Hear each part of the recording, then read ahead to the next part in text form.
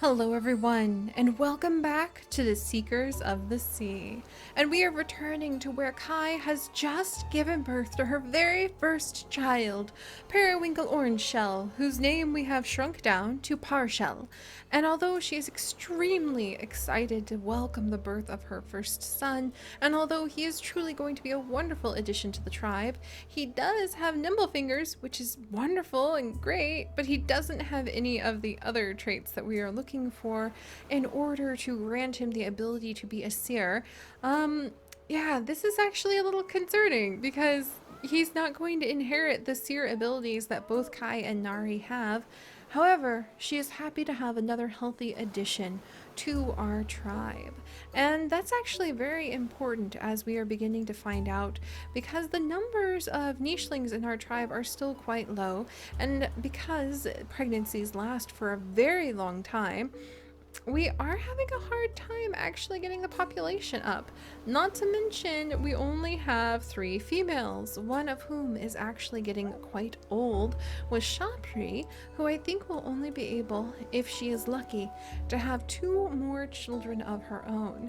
So things are getting quite interesting, and we might actually need to focus on a bit of a baby boom instead of seeking out the pearls of prophecy and trying to guide the fate of this tribe as strongly as I was hoping.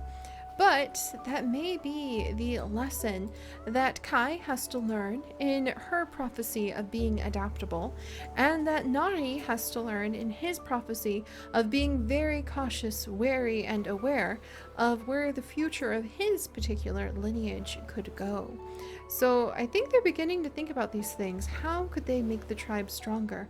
Right now, it's beginning to look like they need to think about how many tribe members this tribe will have, and not about seeking out the pearls of prophecy. So even though they feel the call of the sea, they're beginning to think that the visions they already had were a reminder that they need to focus on the present and on how to take care of the tribe as it is. So we'll have to see where that goes. No pun intended, because they're the tribe of the sea and all. But alright, let's start over here with Vampire, who is an eligible female and who would very much like to have a child of her own with Naru, who has a feeling that that's where this is eventually going to be headed. And he's not entirely sure how he feels about that, but he's doing his best to keep his head up. And we're gonna go ahead and let Vampire try to get the bat head before she becomes pregnant and gets ready to have a child.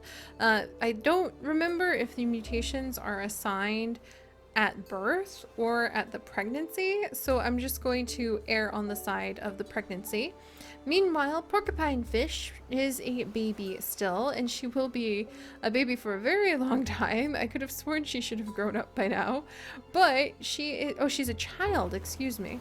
And she is quite sickly, so I don't know if she's actually going to survive, but she is spending a wonderful childhood playing amongst the nuts and the stag moles under this tree. So although we may be quite sad for her, do not despair too much, my friends. She is having a wonderful life, however short it may be.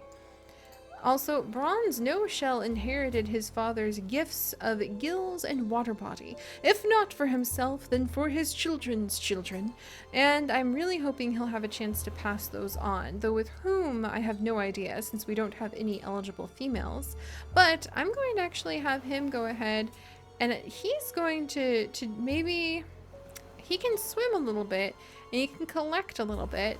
So I think he's going to try to keep an eye on his little sister while his parents cope with the birth of his brother, Pacific, who actually is a fisher. Thank goodness for that. Ooh, and who also has, yes, that fishing tail. He's also got webbed paw, webbed hind leg, recessive. So he's got some of the things that we are looking for in this particular tribe. But man, waiting for seashells is making it really hard. I forget the idea that I had of rolling a dice to see if there even was a prophecy pearl. I kind of need my prophecy pearls, so if we can find any shell, we will start delivering the prophecies ASAP. Meanwhile, Shopri is going to jump down And Balwave is once more going to be enchanted with her. Shopri, you know, expecting another child very soon, and this will unfortunately be her last one. Oh, but she had exactly what she wanted out of life. The love of Balwave, who I think might need to swim off a little bit and maybe admit that he might perhaps need to spread those genes of his. I kind of think Balwave and Kai might need to try to have a child just because he has so many of the powerful swimming traits that we do need, and because if we had a guild underwater breather who could look for those deep sea seashells and go like diving for the pearls in the deep waters, whew, this may be the vision that Nari had, that he loves Kai very much. They are quickly and rapidly falling deep in love, but he might have to step aside for the sake of the tribe because he just does not have the genes that we need, just at least so that Kai and Balwave can have a child. And I am beginning to fear that they are kind of realizing that, and it makes Kai quite uncomfortable. She has a son now. She has like the love of Nari. It just is a unpleasant idea in her mind, but it is beginning to kind of become a little obvious in their minds that they need more strength in the tribe, and Balwave is without a doubt one of the strongest of the tribe members. I think Vampire would just completely stick her nose up in the air at that very idea. But Kai, we'll have to see how that goes. Alright, meanwhile, Skipjack, you go ahead and continue to clear out your little nesting spot. I'm gonna have a hard time finding him a mate as well. Let's carry on. The peaceful bear moves about, watching over little porcupine fish as she has the sneezes. Vampire is going to continue to try to get her delicious termites licked off her claws, as creepy as she tends to be. And I think that Naru is just gonna like kind of sigh and start gathering more things and clearing things away. Oh, and look at that! Bronze No-Shell is now an adult. Wonderful. So I think he's gonna start clearing some things away and keeping... Was that Yuki? Oh my gosh! It's a female! Is that Lala? Is that literally the fertility god come to grace us with white fur? Oh my goodness gracious, that would be considered one of the most beautiful females on the island. Bronze No-Shell, go and get that Nicheling! Oh, this is quite exciting. Skipjack, very exciting. Clear these away. We probably have enough food, Skipjack. I should probably let you just clear some things and like look for a mate of your own. Speaking of mates, we're going to let Pacific play up in the... There we go. He's gonna go and play... Oh, there she is! Oh, why are you sickly? Lala, why do you taunt me? Okay, we have a major god sighting, my friends. Kayamana, which is such a beautiful name, is an all-white nicheling who happens to have a big body, derp snout, short-sighted eyes, albinism at least. Not white fur, but we do have recessive white fur. Gosh, what else? Anything else good? A immunity, I guess. That's not really part of this yet. Bronze No-Shell, she's a better mate than nobody. And I think that being the if this is Lala, as any of the albino wandering nichelings who comes by is called, you need to check the video description, my friends, for our niche wiki. We have hundreds of episodes of niche now, and we have built up quite the pantheon of nicheling gods, but I do feel that this is actually Lala. And we'll see if we can get her into our tribe. That explains why I heard double sneezes. Remember where I was like, oh, she sneezed twice? Now I know! Now I know! Alright, so we're gonna get, maybe Shopri can invite her in. So we'll see if she comes closer. And then we're gonna let Balwave start swimming, because I think he too can kind of sense what is on the waters. Meanwhile, we will allow Kai to spend a moment or two with her son, gathering up a bit of food here and there. And we will have Nari try to gather what he can. How close are we to that? I don't, it's gonna be his grandchildren who unlock platypus beak, but I'm giving it a good try. There we go. All right, where'd she go? Where did she go? This is so exciting. All right. All right, where is she? There she is. Okay, guys, we've got this. Shapri, invite her in to the tribe. There we go, my friends. May I introduce Kaimana, also known as Kai Lala. There we are. So I will say this is definitely the reborn fertility goddess. Whenever Yuki appears in his male form, he is known as Yuki. Whenever he appears in his female form, or her female form, then they appear as Lala.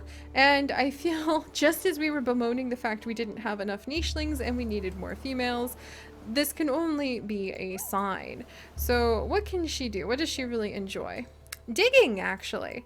She really enjoys digging. So I think that that would actually spur Bronze No Shell to try to impress her. She might look around and smile at the stag moles, lift a paw to eat the stag mole, have everybody gasp in horror, be told that the stag moles are the babysitters of the tribe and may not be eaten, roll her eyes and ask if there's any tasty spuds around, since she wants a potato of romance. And for those of you who happen to know the very inside community story here in the pixel biology community of why those potatoes are so wonderful, then and why they represent romance, then props off. For those of you who don't, I hope somebody will tell the story in the comments, because it is one of my favorite tales between myself and the love of my life, Chips. So, alright, I think that Bronze No Shell will kind of sputter in surprise, but be shooed away by his mother, who's a little excited about the idea. She's not, at least her son will have somebody after she goes, because she's not going to live much longer, unfortunately. So we're going to have him use his nose to kind of try to sniff out some good roots, and then guide our newfound Kailala over to those roots. And she'll be thoughtful about staying out of the way and not, like, infecting anybody. Alright, meanwhile, Shapri, 4 more days of pregnancy. The babies are just running around and playing. Porcupine fish has aged up a little bit. She too has a little bit of a spunky spunk, so she might kind of just clear things away. I'm not sure what else she can really do, unfortunately. Vampire is going to continue to try to eat these bugs. She's going to spend forever doing that, but we're getting closer. Alright, Naru, I think that he might even start trying to explore a little bit, because he too might be a good mate for Kailala. And Kailala, as a fertility goddess, I don't think really would stick to one mate. Oh, and we might have Porcupine Tail! Yes! Oh, I am so excited. And all of this hubbubaloo, Skipjack, means that you need to probably wiggle your way back over. So I'm going to have him start swimming back to the tribe. And speaking of swimming to the tribe, we're going to have Ball Wave. 6 days left, so there's enough time. Climb out of the waves and glance at Nari and glance at Kai. And Kai and Nari will glance at one another and they will think about the good of the tribe. And Nari will quietly step over to spend time with his son. Way over here. Way over here. And Kai will go ahead and will cross our paws that we get a guild baby. Because that is what we are looking for. Oh, how awkward. And that is going to be the last child that Ball Wave is actually going to be able to have. So it is done. It is done. And I think Kai will walk along the beach quietly to try to see if she can find a shell that may give her some insight that that was the right choice to make, even if it did tug deeply at Nari's heart. Now to see where we go. Alright, so I'm going to send Ball Wave back to be with his mate in his final moments. Kai now has some time. She has 5 days left of this pregnancy, so I think that she'll go ahead and spend that time kind of wandering along the beaches for just a minute, trying to see what she can find. We'll let Nari spend a moment with his son, trying to teach him how to hunt for noodle doodle worms. And then over here, haha! Kailala is already an adult. I don't think she is going to waste much time. So I kind of feel like because she's the fertility goddess, if we had high fertility, I would give her that. We do not. So I think the only thing I could really be permitted to give as a free mutation would honestly be high fertility to the god Yuki / Lala. Since we don't have that, I shall not interfere. But Kailala, I think she'd just kind of get down to business. So, yeah. Okay, we'll try this again. I think that would have completely shocked Bronze No Shell. And I think that Shopri might kind of giggle and be like, all right then. Well, son, you've got to learn how to engage in romance eventually. So let me just let your old mom just kind of get out of the way here. And she'd shoo off Pacific. I think that Bronze No Shell is still going to be a little aghast, but try to kind of smooth his fur out. And it is a pretty bronze color. And, well, gosh, I guess. There we go. All right, we have a baby on the way. Let's go ahead and plunk that. Well, we don't need that nest yet. I don't know why I bothered building it. And I think that that would definitely get Bronze No Shell kind of in a bit of a tizzy. So he's going to start clearing the grass away frantically to find more roots for his mate, he supposes. I guess this is happening. I think that he would be quite perplexed. Meanwhile, little porcupine fish. I guess she can try to chew on... Where is my cracker jaw? I'm going to let her go ahead and try to chew on these nuts to unlock Cracker Jaw.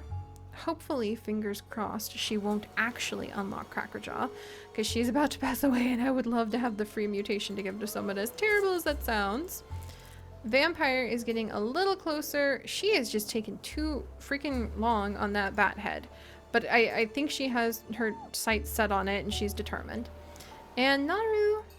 I'm going to let him go ahead and start clearing some grass away. We have a lot of food, and I think that we should definitely start conquering this island a little bit. Speaking of which, Skipjack, I think that you need to jump across, because Kailala has her eyes set on you as well. So, oh my gosh, guys, this is getting quite dramatic. We now have 2 new babies on the way. We just had the fertility goddess show up to do what she does best. The peaceful bear is still kind of keeping an eye on all of this hubbubaloo.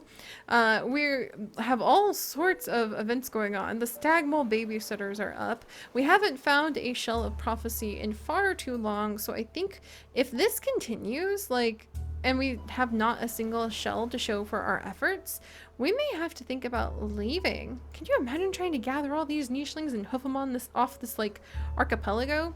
This is such a beautiful place, but if I can't find what we need in order to make our Seers of the Sea tribe, we'll just be stranded nichelings washed up on the shore here. We won't build our way to being the powerful Seers of the Sea. So we'll have to do something about that. But alright, my friends, I hope you are enjoying. I definitely am quite tickled by the reappearance of our Nicheling goddess. Hopefully she will bring us many wonderful babies to the tribe as swiftly as possible. And I will see you guys next time. Bye-bye!